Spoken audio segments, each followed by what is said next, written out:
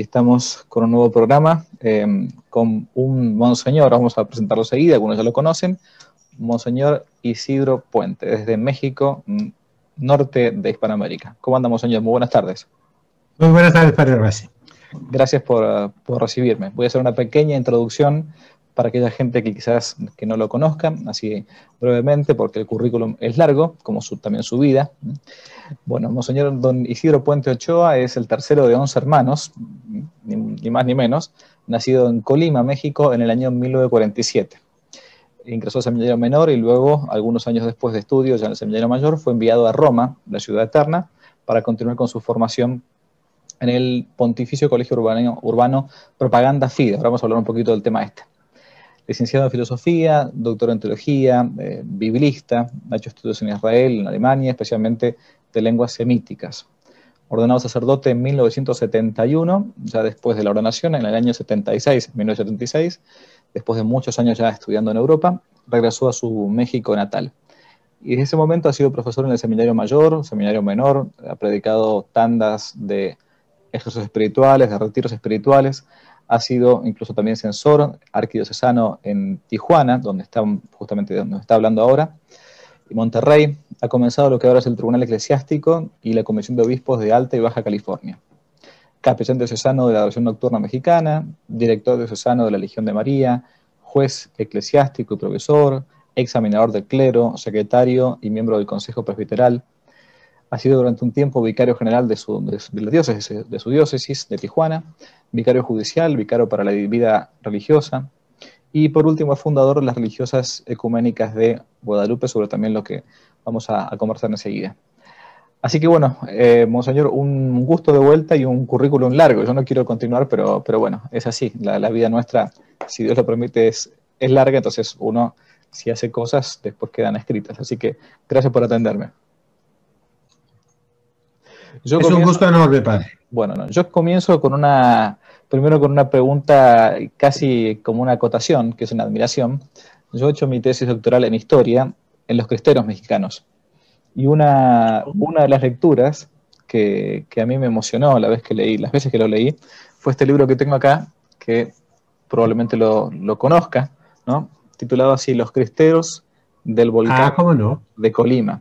Sí. que fue escrito por un sacerdote, firmado por un seudónimo, Spectator, como espectador, digamos, sí, ¿no? Y es una de las fuentes históricas más hermosas que pueden existir sobre lo que fue la cristiada en México. El padre Ochoa es el verdadero nombre del sacerdote que lo escribió. Pero cuando yo leí, el monseñor Isidro es de Colima, ni más ni menos.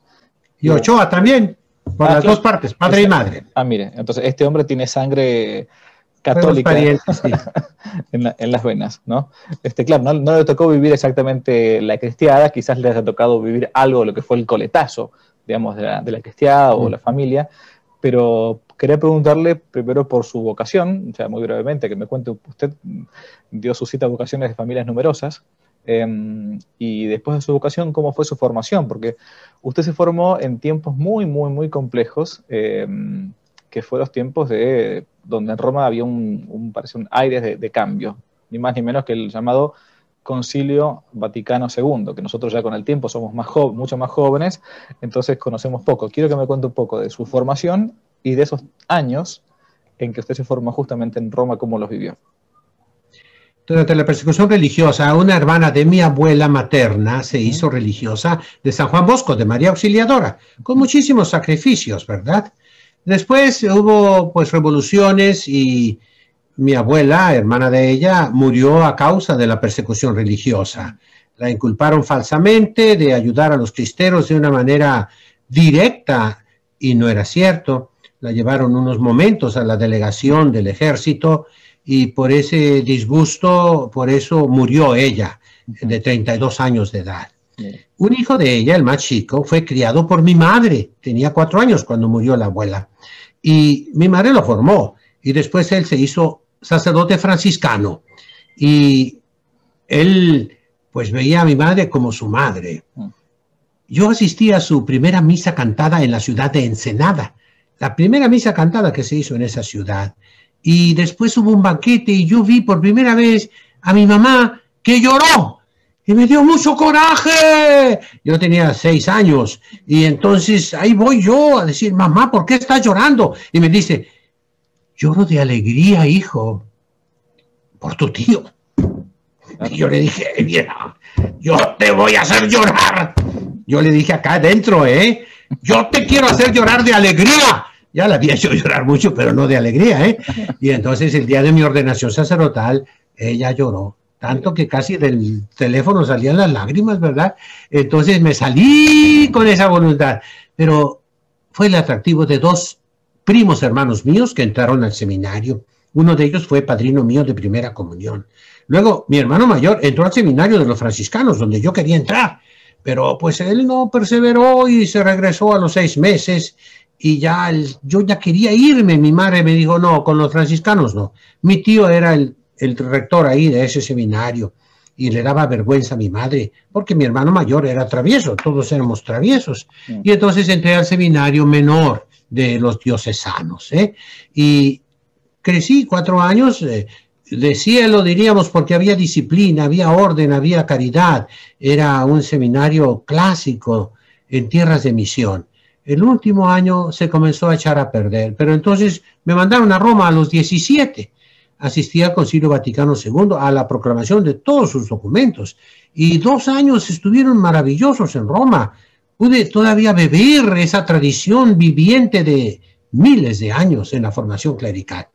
Después vino el caos, un infierno, pero para eso fuimos hechos. Y me tocó ser líder de los conservadores y pelearme contra medio mundo. Entonces ese fui yo, peleonero. Estudié y ya regresé a Tijuana, regresé quitándome la sotana. Yo tenía mucho miedo, pero poco a poco fui agarrando confianza y después ya me puse de nuevo la sotana. En Roma hubo un tiempo en que yo era el único, decían que nomás 2, el Papa y yo traíamos sotana. Pero aparte, por las dudas para la gente, en tiempos suyos todavía no se había derogado las leyes que en México no se permitía el hábito religioso. Entonces ustedes sí, no, señor. A mí me llevaron a la comandancia de policía porque traía sotana. Claro. Me quisieron obligar a quitármela. No me dejé, ¿verdad? Y le dije, eso no está en la Constitución. Y entonces se quedaron y se pusieron a buscar. Y no, en la Constitución está. Es una ley posterior que no conocían ellos, ¿no? Claro. Pero sí, era muy duro, Era muy duro. Pero ahora ya la traigo diario y me siento feliz. Eso es todo. Y usted se formó entonces en Roma. Sabe que yo, mi consejero espiritual es un sacerdote muy bueno, el padre Horacio Bojorge, un jesuita muy, muy fiel y biblista también, por cierto, que vivió por aquella época también allí en Europa. Y él me cuenta siempre, dice, mire padre, yo participé en el Biblicum, donde usted también estudió, y después fui enviado a Holanda, dice, y eran los peores años, dice, pero yo mantuve mi fe, porque se negaba todo, dice, nosotros estábamos allí y claro, eran como aires, como que todo cambiaba, como que todo venía de nuevo, nos negaban la inspiración bíblica, nos negaban los libros sagrados, pero yo me mantuve fiel, dice, porque venía de una familia, él es uruguayo, venía de una familia de la Acción Católica, bueno, que entonces, y por milagro, dice, pero fueron tiempos muy, muy complicados. Yo querría que usted contara como en primera persona, así como un abuelito le cuenta a sus nietos, digamos, ¿no? Bueno, miren, esta es la historia que yo he vivido. ¿Por qué cree usted que hubo tanto caos? Porque no tiene que haber sido un día para otro todos estos aires de que algunos locos venían a decir que todo había cambiado. La gente de última que participó del concilio no nació el día anterior, había sido formada en tiempos mejores, digamos, ¿no? ¿Por qué cree usted que pasó lo que pasó?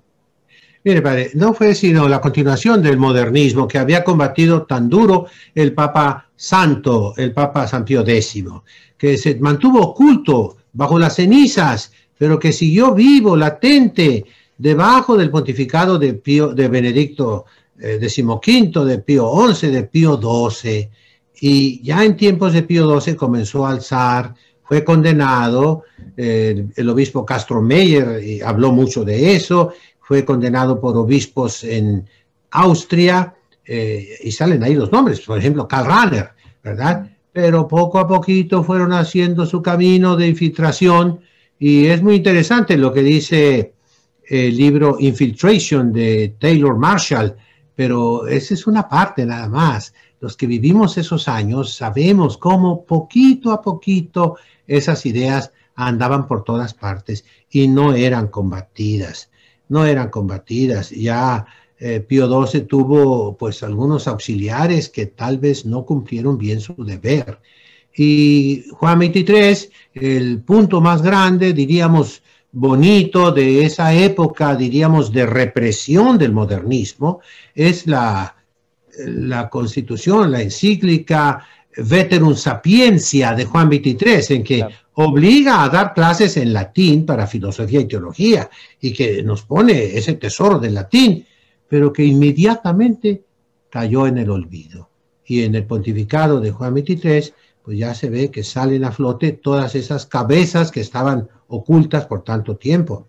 No fue nada improvisado. No es cierto que los jóvenes quisimos quitar el latín o quisimos cambiar las cosas. Yo era joven en ese tiempo, tenía yo 18, 19 años, estaba en Roma, era el líder de los estudiantes en la Universidad de Propaganda Fide. Éramos de 104 nacionalidades diferentes, éramos 450 estudiantes de todo el mundo. Los mejores escogidos de 200, 300, escogían uno para mandarlo a Roma.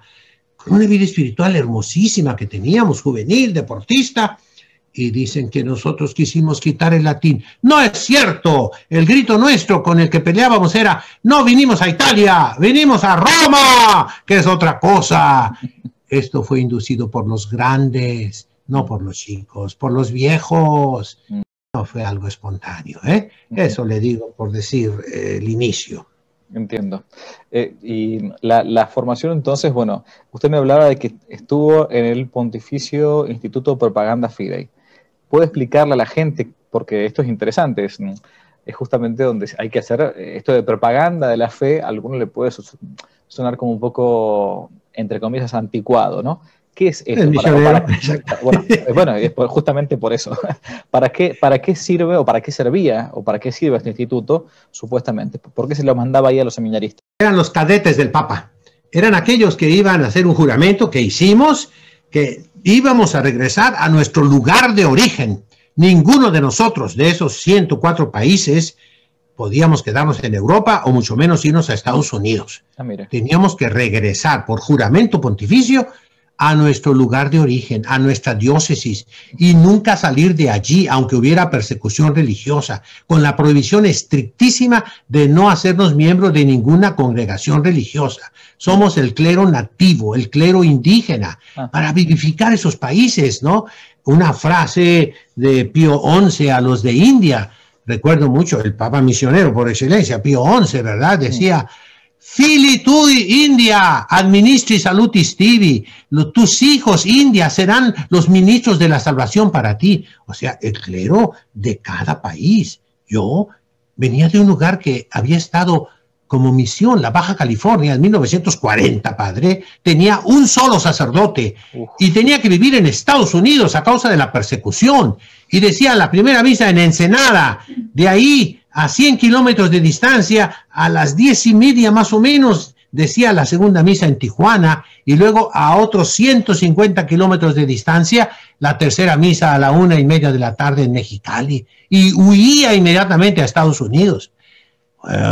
Países heroicos, padre. Veníamos a Roma precisamente para conocernos, y qué amistades tan hermosas. Yo tengo compañeros, el cardenal George Pell fue mi compañero, el cardenal John Onayekan de Nigeria es mi compañero, el patriarca de los sirios, Joseph Yunan, fue mi compañero, y así puedo llamarles miles de ellos que a lo largo de 12 años tuve yo como conmilitones, decimos, o sea, militares juntos, formándonos como cadetes militares.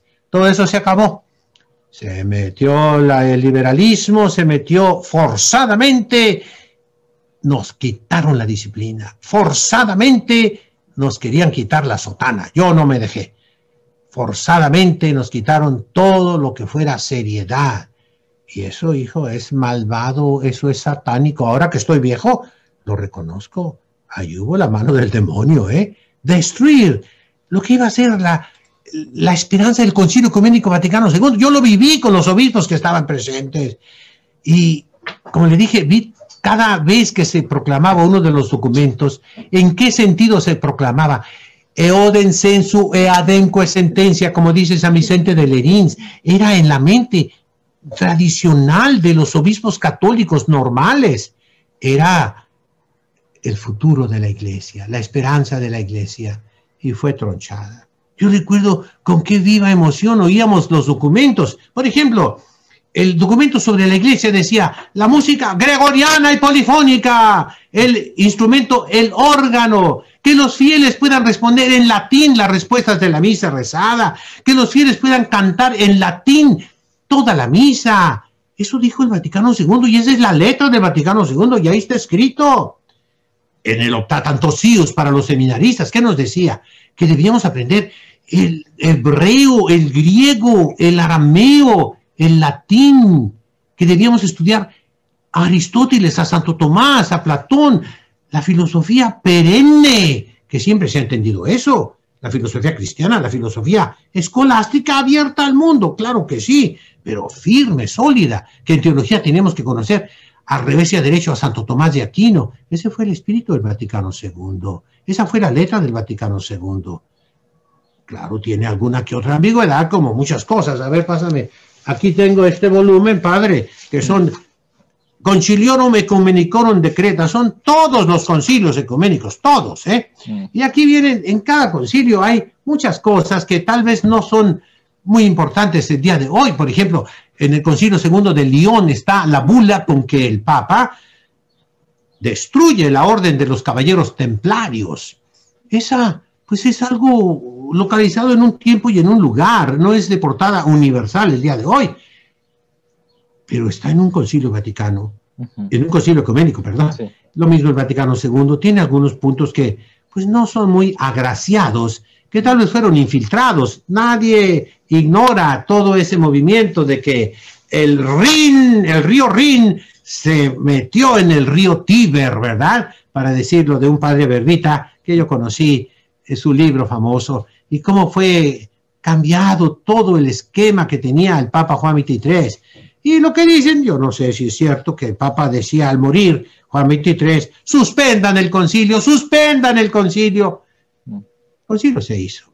Y el Espíritu Santo trabaja, aún en medio de cosas pecaminosas, ¿eh?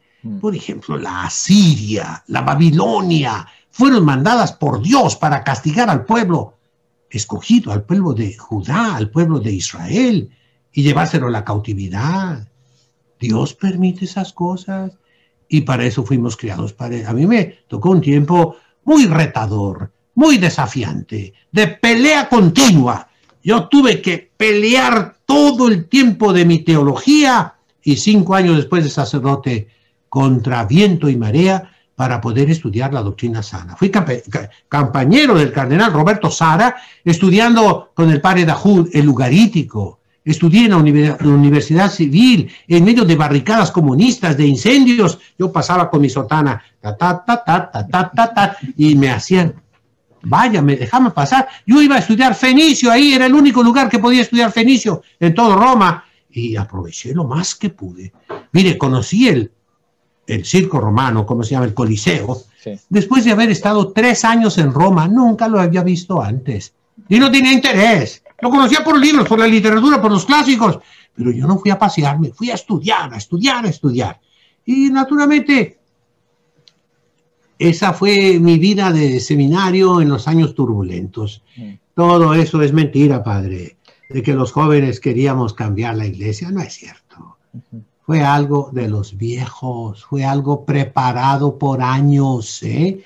Y en asociaciones secretas. De hecho, ¿sabes qué? Ahora me parece a mí, ¿no? que podría pasar algo parecido. Después de que han pasado ya, imagínense, casi 60 años de la apertura del Concilio Vaticano II y todo. Y es lo que dice usted, uno a veces se pone a leer los documentos, y es verdad que hay textos que pueden ser claramente ambiguos. Hay un libro que siempre uno recomienda, que a mí en su momento mi maestro, cuando era más joven, me los recomendaba para entender un poco cómo fue este tema, que es el libro de Romano Amerio, un gran teólogo italiano que fue recomendado por... Jota Unum. Jota Unum, exactamente. Jota Unum es para mí de los libros más serios qué hay sobre ese tema, desapasionado, un análisis racional de lo que sucedió y sobre todo de los documentos, que es lo más importante. Pero lo que uno ve como más joven, es que lo que intentó en su momento hacer el Papa Benedicto XVI, en su momento, con la famosa hermenéutica de la continuidad, o sea, la hermenéutica, la interpretación de la continuidad, de lo que usted decía antes, que lo que se ha creído siempre, no es que empezó la Iglesia de un momento a otro, digamos, ¿no? Contra otros dogmáticos de una hermenéutica rupturista, digamos, ¿no? Y lo que veo también al día de hoy es que son los más viejos los que voy a usar una palabra que usamos aquí en mi país, no sé si en México se entiende, como que se emperran, están como queriendo interpretar las cosas forzadamente, pero las generaciones más jóvenes de sacerdotes, aunque tengamos estilos distintos, ¿no? No hemos crecido con ese nivel de ideologización que algunos más grandes tienen. No sé si a usted le parece lo mismo. Así como usted me decía que en Roma los más jóvenes no estaban con toda esta cosa. Bueno, exactamente. Mire, padre, yo, si pudiera escribir un libro ahorita, no tengo tiempo, tengo mis tiempos limitados, como usted, me imagino, ¿verdad? Pero mire, yo quisiera escribir aut unus apex, continuando la misma frase del Santo Evangelio que tomó Romano Amerio. Iota unum aut unus apex, para completar lo que él dijo de una perspectiva tal vez la mía más aguerrida, con muchas cicatrices, con muchos pleitos y pues con mucha humildad lo digo, todos ellos ganados, porque contra la verdad nadie puede. La verdad destruye todo a su paso. La verdad triunfa, la verdad brilla, la verdad es luz. Y entonces, ¿cuántas cosas hay? Vamos hablando, por ejemplo, el cardenal Roberto Sara, el día 5 de junio de 2017, creo que fue, dio una conferencia en Alemania y dijo que pedía a todos los sacerdotes del mundo que este próximo domingo de Adviento comenzaran todos a celebrar de espaldas al pueblo. Inmediatamente brincó un vocero, no el Papa, de la Santa Sede, diciendo, no hay ninguna disposición nueva. Y yo digo, eso no es la respuesta, porque el cardenal Roberto Sara no estaba dando ninguna cosa nueva, porque nunca jamás ni el concilio, ningún documento litúrgico obligatorio dijo que la misa fuera de frente al pueblo. Más aún, reto a todos los sacerdotes que me ven, que busquen el misal con que celebran la misa ahorita en su lengua vulgar cada uno y vean las rúbricas en color rojo. Rúbrica significa color rojo, donde dice, orad hermanos para que este sacrificio mío y vuestro. Ahí dice todavía, el sacerdote se voltea hacia los fieles y dice, orad hermanos, lo cual indica, una persona desapasionada, que razone, indica que está de espaldas al pueblo.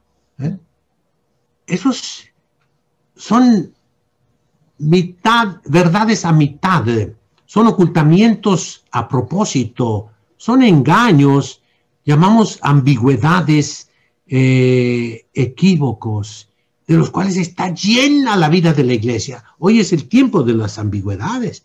Y entonces yo sí quisiera escribir ese libro, por ahí llevo algunas cosas, espero que Dios me dé tiempo para escribirlo. De todas maneras, ya lo estoy diciendo en mis predicaciones.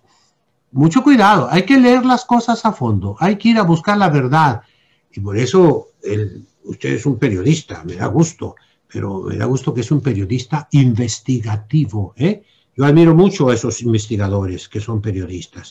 Hay uno de ellos, Michael Boris, Church Militant, que será discutible por el modo como es. Yo también soy parecido, pero va al fondo de las cosas normalmente. En su capacidad de periodista, él no es un hombre formado como usted, como yo, en el sentido eclesial, no es un clérigo, pero se debe ir al fondo de las verdades. No podemos quedarnos en esos errores políticamente correctos que todo el mundo acepta. No, debemos ser rebeldes en el sentido bueno por Jesucristo nuestro Señor. Guerreros, peleoneros, luchadores, batalladores, porque es iglesia militante y somos guerreros como Cristo. El Vaticano está en el mero centro de la Plaza de San Pedro, el obelisco de Nerón, y está escrito ahí, Vicit Leo de tribu Judá. Jesucristo es el león de la tribu de Judá. ¿Y qué dice? Vence, vence, fugite partes adverse, huyan todos sus enemigos. Y así debe ser el sacerdote, el cristiano, un luchador. Jesucristo nos dice, San Pablo lo completa, la armadura de Dios, ¿eh? No viene a traer la paz, viene a traer fuego, y quiero que el mundo arda, dice nuestro Señor. Viene a poner el papá contra el hijo contra el padre, la hija contra la mamá, etcétera, la nuera, la yerna. Todo eso es Jesucristo. Viene a que brinquemos, a que no aceptemos la mentira, a que no estemos de acuerdo con el mal, a que no protestemos, no, a que nuestra vida sea quitar los pecados del mundo. O sea, es algo hermosísimo, la epopeya. Usted tiene algo de la épica. San Elías, ¿quién es Elías? Es el profeta de la lumbre, que hace bajar fuego del cielo, que mata a los falsos profetas de Baal. ¿Quién es? Que hace que un rayo mate a 50 soldados que le manda el rey de Israel para prenderlo, y otra vez baja el rayo por segunda vez y los mata. La tercera vez el capitán le dice, no nos mates, no nos mates, mira, el rey pide esto, ¿verdad? Dile a tu rey que va a morir, etcétera, etcétera. Ese fuego, el celo de tu casa me consume, ese espíritu de la orden carmelitana genuina, ¿verdad? De una Santa Teresa, de un San Juan de la Cruz, pues es amor, amor a Dios que lo consume. Y así usted habla de la épica. Qué bonito es eso. Y estamos en eso, en un momento epopéyico de la historia de la Iglesia, en que estamos preparadísimos para luchar contra los falsos profetas. Hay muchísimos, contra los que traicionan a Jesucristo, y por Jesucristo vamos a ser esos guerreros, como dice San Luis María Griñón de Montfort, con el rosario y la cruz en cada mano. Él era un gigantote, salvaje, decía, si Dios no me ha agarrado hubiera sido el peor delincuente de Francia, del mundo. Este hombre lleno de amor, que inspiró la Vendée en tiempos de la Revolución Francesa. Ese es el espíritu que, pues, creo yo que Dios nos ha dado a todos los que nos gusta su programa, Padre. A todos los que no permitimos que nos cuenten mentiras. Me agrada mucho el título de su programa, que no te cuenten, que no le cuenten mentiras. O sea, no se trague las mentiras, hay que ir a la verdad, y por eso yo lo felicito mucho, Padre, que Dios le dé vida larga. Y pues, ¿qué más, Padre? Bueno, esto lo que usted dice de ser signo de contradicción, que en realidad todo cristiano, porque nos decimos seguidores de Cristo, si es que realmente lo somos, intentamos ser un signo de contradicción ante el mundo, no podemos acomodarnos, no podemos dejar de salar o de alumbrar, pero también seguramente en la vida cristiana, sobre todo usted, como sacerdote, hay justamente contradicciones que a veces vienen de los más cercanos, que son quizás las más dolorosas, porque uno se espera fuego enemigo, digamos, ¿no? Pero habitualmente no se espera fuego amigo, digamos, ¿no? Entonces, ¿cómo ha sobrellevado en el sacerdocio, a lo largo de todos estos años, esto de tratar como, bueno, ya que estamos hablando de San Luis María, él decía de sobrevivir intermedios cleros, ¿no? O sea, sobrevivir también en el medio de los pares, que muchas veces, y lo digo en serio, no con un tinte de naif, ¿no? Muchas veces uno se encuentra con gente que no es estrictamente mala, ¿no? Pero que no ha tenido buena formación o no entiende bien que lo que uno está haciendo no es una cuestión de jugar de tocar temas polémicos porque sí, lo que sea, sino que hoy por hoy, como la otra vez yo le decía a un obispo, ¿no? Que, Monseñor, hoy por hoy tocar algunos temas de catecismo, ya de por sí, a alguno le podrá resultar como imprudente, pero bueno, si para eso uno ha sido ordenado con esa carga, con ese munus, el munus docendi, tiene que decir cómo fue a lo largo de todos estos años, su relación y su reacción cuando a veces lo han criticado o lo han querido como acorralar o arrinconar ante cosas que veían que decía, usted es un imprudente, usted no está haciendo, no tiene un espíritu cristiano, de comunión, en fin, ¿cómo ha sido su postura? Mire, padre, yo gracias a Dios fui muy imprudente desde niño, ¿eh? Y mi mamá es lo que me decía, ay hijo, sé prudente, por favor, ay hijo, sé prudente, ¿verdad? Pero pues, en primer lugar, comí mucho de pequeño y crecí, me desarrollé. Jugué mucho, corrí mucho, brinqué mucho, nunca jugué deportitos, sino correr. Y luego con mi padre trabajé mucho, el pico, la pala, la barra, la carretilla. Y ya al último mi padre compró esos martillos neumáticos que había. Sí. Poquito me tocó, el hacha. Y eso me dio mucha fuerza. Y mi madre nos daba una alimentación de la mejor que pudiéramos haber tenido. Y entonces crecí fuerte. Segundo, pues Dios me dio, pues eso es un don de Dios, ¿verdad? Una buena memoria, una inteligencia que captaba las cosas tan rápido que en primaria, pues en primaria por necesidad de regresarnos de nuevo a donde yo nací, no compramos casa propia al inicio, de manera que cuando nacía otro hermanito mío, cambiábamos de domicilio en casas norteamericanas, nuevecitas casi, bonitas, buenas, que aquí en Tijuana era la costumbre, y me crié en varios domicilios, consiguientemente 8 colegios en 6 años de primaria. ¿Se imagina usted? Cambié 8 veces de escuela y eso me abrió los ojos. No tuve amigos, pues no se puede así, amigos de toda la infancia, no, pero tuve muchos amigos por un año y muchos profesores. Y luego tenía 2 hermanos mayores, me leí todo lo que ellos leían en la escuela y me sabía todo. Y entonces me aburría, de manera que no hagan esto los niños que me escuchen jamás, ¿eh? Me salía del salón y me iba a la dirección y ahí había todos los libros de Emilio Salgari y de Julio Verne. Me los leí casi todos, a escondidas, y oía yo que decían, y el niño Isidro se escapó otra vez. Hay que llamar a su papá y a su mamá, hay que darles la queja, y yo ahí estaba oyendo todo eso, ¿verdad? Eso me ayudó mucho. Una familia numerosa, todos aquí mismo en Tijuana, numerosos, la familia es muy grande y en ella hay masones, incrédulos, hay de todo, pero es una familia grande, poderosa. Luego, como soy muy dispendioso, manirroto, no cuido el dinero, todo lo doy, etcétera, pues se creó la fama de que yo era rico, millonario, que mi familia era eso, ¿verdad? No lo éramos, pero sí, pues lo normal. Y entonces eso también me ayudó. Después estudié mucho, sobre todo las lenguas. Yo con mis compañeros, yo les ayúdame, enséñame francés. En 15 días aprendí el francés, con el método Asimil. Y luego estudié un poquito árabe, el arameo, el malabar, el malancá, en la cuestión litúrgica, que es el arameo, ¿verdad? El caldeo y el asirio. Y así estudié muchísimas, 28 lenguas, imagínense. No las hablo, pero las puedo entender o descifrar algunas, ¿no? Entonces, eso me ayudó mucho.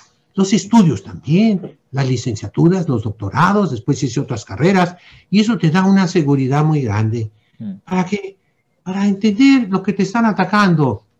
Pobres criaturas que tienen el cerebro lavado muchas veces, que están equivocados, y tú tienes que tener paciencia. No siempre la tuve, y a veces fui muy imprudente en mis ataques de defensa, pero era época de guerra, padre, y entonces yo sobreviví. ¿Cómo? Cortando cabezas.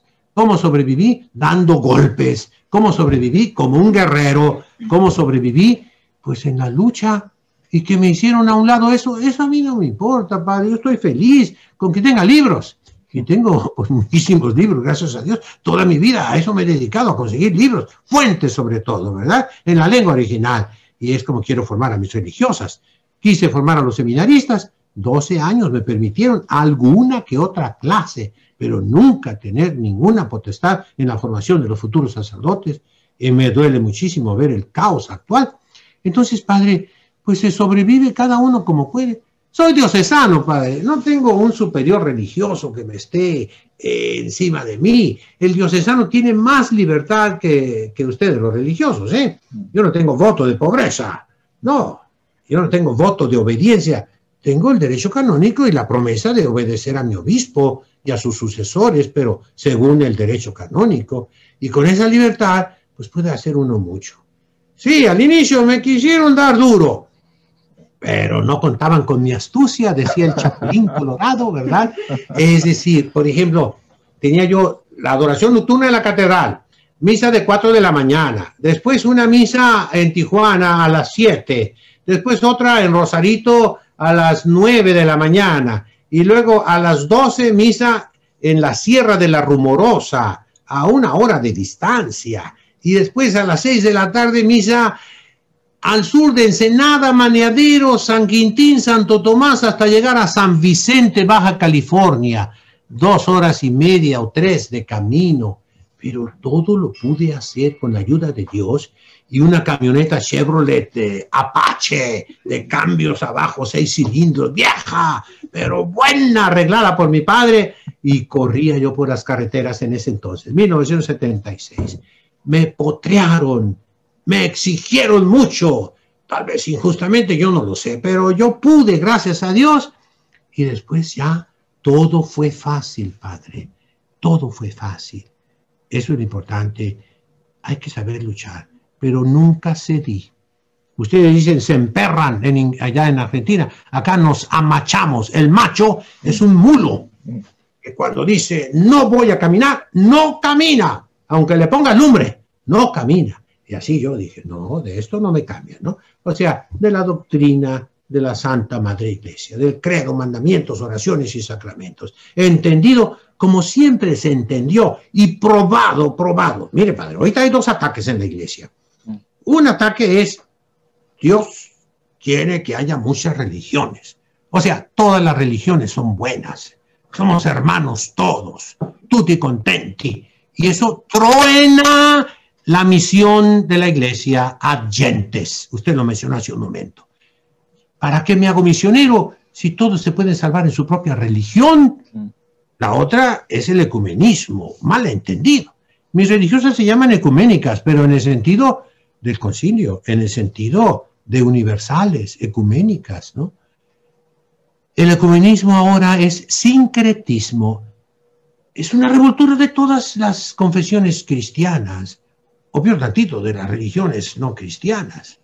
El ecumenismo ahora es un irenismo, e Irene es la paz. Quiero estar en paz contigo, no voy a tocar ningún punto incorrecto.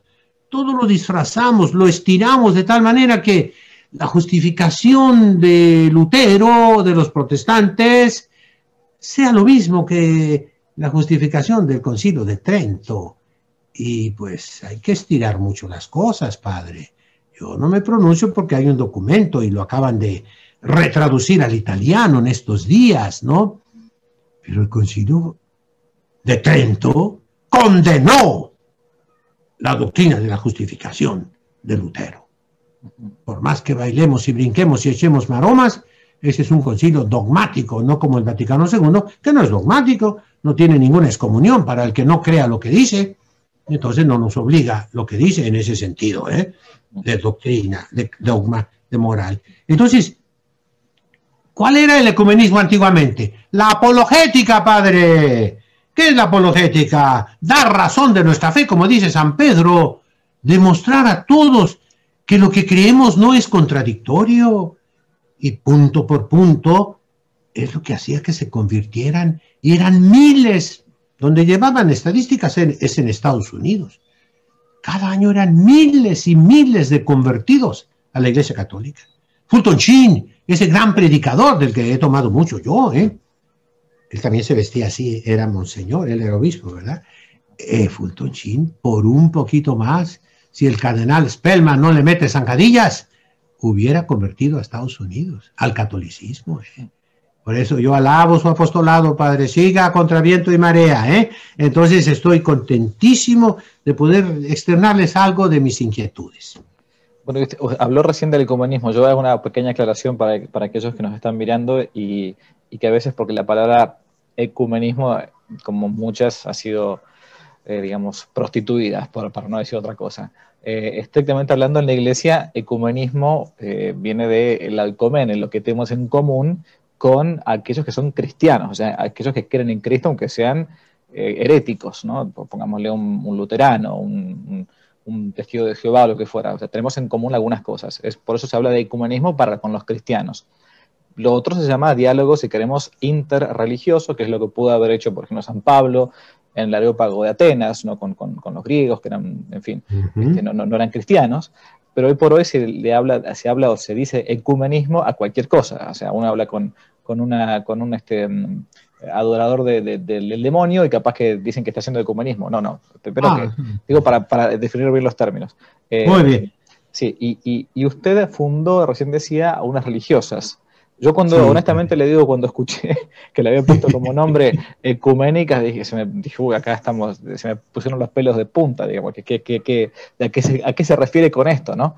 ¿Cuál es la función que tienen estas religiosas que fundó? ¿Cómo fue la idea que le vino en la cabeza? ¿Y qué función tienen? ¿Qué finalidad tienen dentro de la iglesia?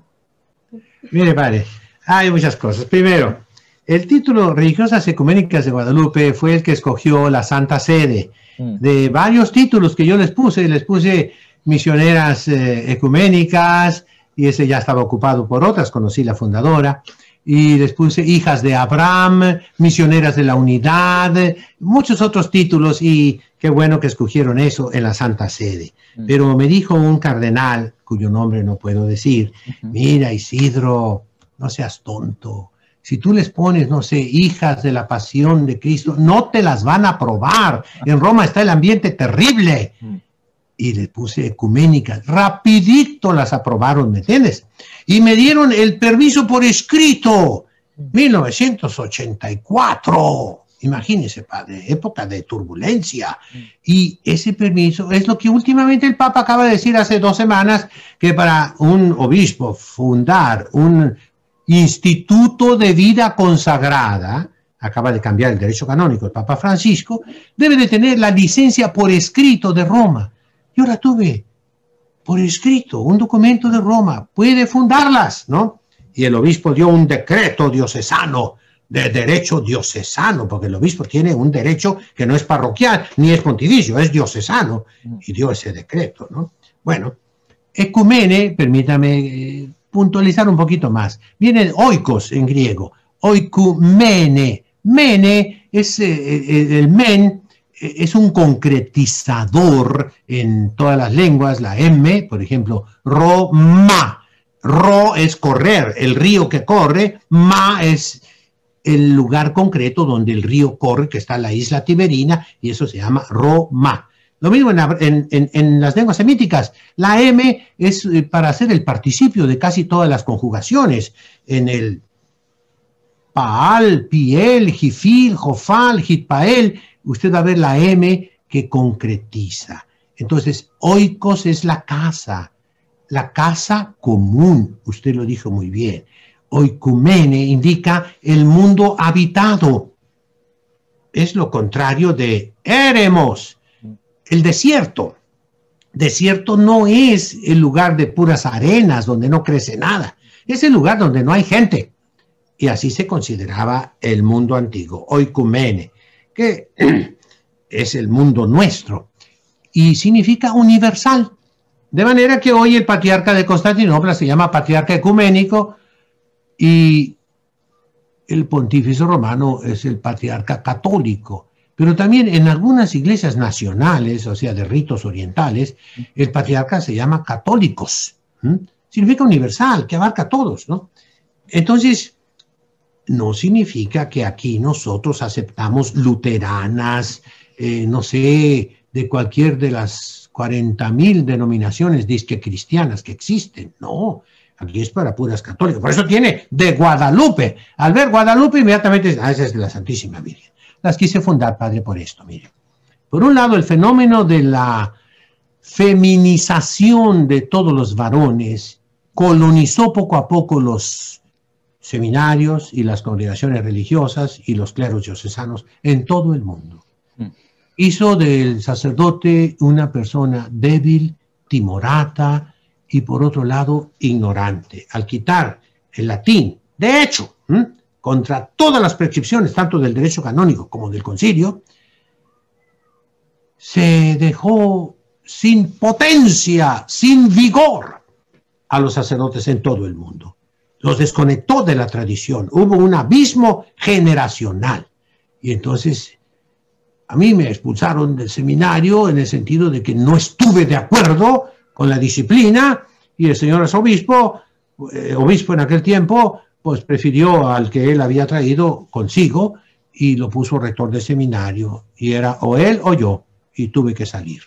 Y entonces, pues, Dios me abrió los caminos fundando estas religiosas. ¿Qué quiero darles a ellas? La mejor formación del sacerdote. El día de hoy la mujer en todas partes constituye la mayoría de las universidades, de las profesionistas. Hay gobernantes. Ahora han puesto en el fraude electoral más grande de la historia a una mujer como vicepresidenta, pagana para acabarla, ¿eh? Y ella va a regir los destinos del mundo. Y ya tiene su plan, diabólico diríamos, ¿eh? Lo mismo en muchos lugares, mujeres, para bien o para mal, dirigen la sociedad. Y la religiosa tiene ese derecho. El Concilio Vaticano II dio unos cambios maravillosos, ¿eh? Si usted ve el documento sobre la vida religiosa y las legislaciones posteriores, han dado libertad enorme en el tiempo que se llama prenoviciado. Lo que antes era preaspirantado, aspirantado, postulantado, es ahora un acordeón, una concertina que se puede estirar o apretar, y yo aproveché eso para tener más tiempo. Las jovencitas de hoy vienen muy mal preparadas en cuestión religiosa, en cuestión moral, en cuestión humana. Podrán tener muchas nociones, pero en México tristemente ni siquiera eso. Y entonces 2 años de aspirantes, 3 de postulantes, después 2 años o 2 años y medio de novicias y 9 años de profesas temporales. Un largo camino que de todos modos pasa, estudiando o no estudiando. Y desde el primer instante que entran ellas a la vida religiosa, su entrega ya es definitiva. La Iglesia no se las acepta definitivas, les va poniendo plazos de prueba. Ese es el tiempo de estudiar, darle a la mujer lo que no había tenido hasta ahora, darle esa oportunidad. En México hay una heroína de los gobiernos liberales, que es una monjita, de las Jerónimas. Las Jerónimas traen una tradición del griego, del arameo, del latín, de su fundador San Jerónimo, el doctor trilingüe, que el Papa San Damaso lo puso a revisar la Sagrada Escritura. San Jerónimo era de un carácter terrible. Al final lo ponen como un león ya viejo y abajo él dándose golpes de pecho con una piedra. Lea usted sus cartas, lea usted sus escritos. Es de una furia tremenda, maravillosa, en defensa de la verdad. Entonces, Sor Juana Inés de la Cruz fue una mujer que supo 7, 8 lenguas, sabía el latín perfectamente, sabía el vasco, sabía la lengua náhuatl, sabía los dialectos de los indios, sabía los dialectos de los negros de la Nueva España, y una poetisa inigualable en muchas cosas. Y al final de su vida, una santa. Al final de su vida, cuando ya dejó todas esas vanidades, fue una gran santa.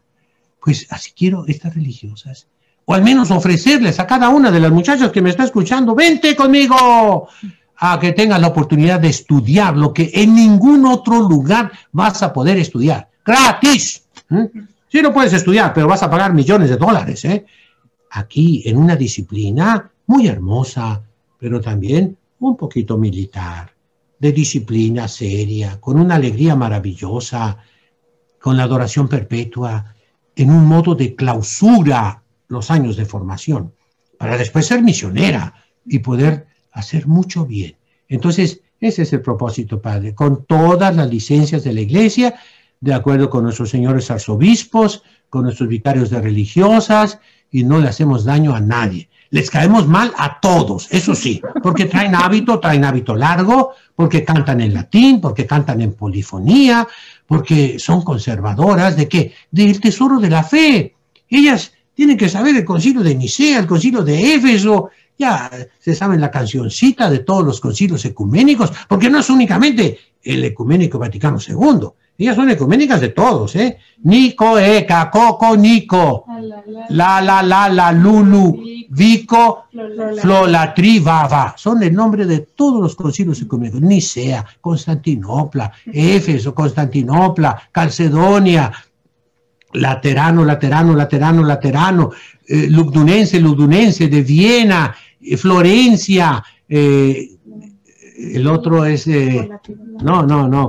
Constanza, y luego Vaticano I, Vaticano II, etc. Aquí me revolví, pero ese es el pan de cada día. Los padres de la iglesia, la doctrina escolástica en los manuales, ese método escolástico férreo que Mario Livi decía, ¿verdad? Y otros grandes italianos de estos tiempos, ¿verdad? Que ahora todo es historia de la teología, ahora todo es teología bíblica al estilo protestante, falta la elucubración, falta el razonamiento, falta el probar cada aserción, cada afirmación, el ir al fondo de las cosas, que es la teología escolástica, que es la filosofía escolástica. En la filosofía, la lógica, ¿qué cosa era? Preparación para la guerra, la dialéctica. Dialéctica es lo mismo que diálogo. Pues viene siendo lo mismo, padre, pero es otra cosa. Es guerra, porque yo te quiero tanto que te quiero convertir. Quiero tanto tu alma que daría la vida porque tú fueras católico como yo. Ese espíritu es el que le estoy inculcando. Pero claro, con dulzura, amabilidad, con prudencia, con pedagogía. Las fundadoras tienen todas carrera de ciencias de la educación, de pedagogía y también de derecho para saber un poquito pelear. Pero es mi deseo, padre, que todos lleguen al cielo, que todos se hagan católicos. Ese es el sentido de ecuménicas. Le hago la última para que usted se explaye con tranquilidad. Usted en este diálogo más de una vez utilizó la palabra conservador, ¿no? Conservador, que hoy por hoy sí. está muy bastardeada también la palabra, porque cuando uno dice conservador, y que, claro, es como que el mundo moderno plantea que es alguien que quiere quedarse anclado en el pasado, con como una especie de rémoras de cosas que ya no se usan, digamos, con todo ese sentido peyorativo que tiene esa palabra. ¿Qué significa ser eso de un verdadero conservador? Porque una objeción que pueden plantearle es, bueno, la iglesia siempre está en movimiento, siempre, si bien es el semper in idem, siempre lo mismo, el modo de presentar la verdad al mundo moderno, que es un mundo enfermo, que es un mundo que necesita leche, como San Pablo decía, más que carne, porque ya has perdido los dientes, todavía ni siquiera han crecido. ¿Cómo ser conservador ante un mundo enfermo? Realmente, o sea, uno cada día se levanta y dice, ¿estaré loco yo o el mundo se volvió por completamente loco? Me han enseñado en mi casa, no sé, que el matrimonio es uno con una y para siempre. Y resulta que ahora uno puede escuchar, incluso en gente de iglesia, digamos, ¿no? Bueno, que se puede permitir que dos también estén juntos, varones o dos mujeres, o uno escuchó en su casa que la vida, digamos, después de la vida eterna, entre comillas, lo más sagrado que uno tiene. ¿Cómo voy a matar a un bebé? O sea, ¿cómo voy a abortar, digamos, ¿no? Es una locura esa. Pero resulta que ahora parece que hay derechos para eso, y bueno, a veces uno como se dice... ¿realmente tiene sentido ser conservador como en el mundo moderno? ¿O es en realidad quedarse en el tiempo y no comprender que hay que adaptarse a la realidad del mundo moderno?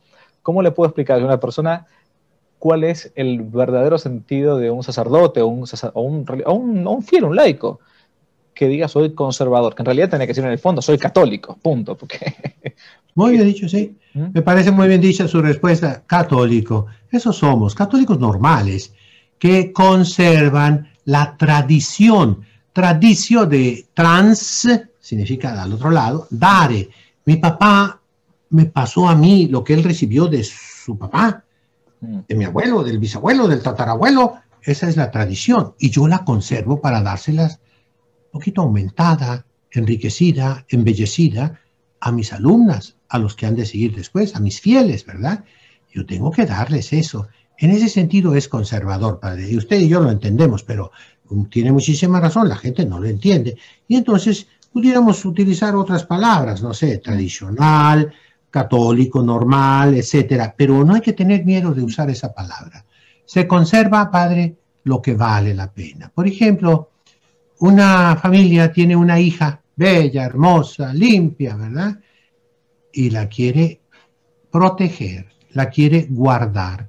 que no se corrompa, que no se vaya a la cama con el primer hombre que encuentre, que no termine toda deshecha, sino que limpia, pura, casta, se consagre ya sea a Dios en la congregación religiosa o a su esposo en el santo matrimonio, pero vestida de blanco por fuera y blanca por dentro, ¿verdad? Entonces esa familia conserva a su hija, la preserva.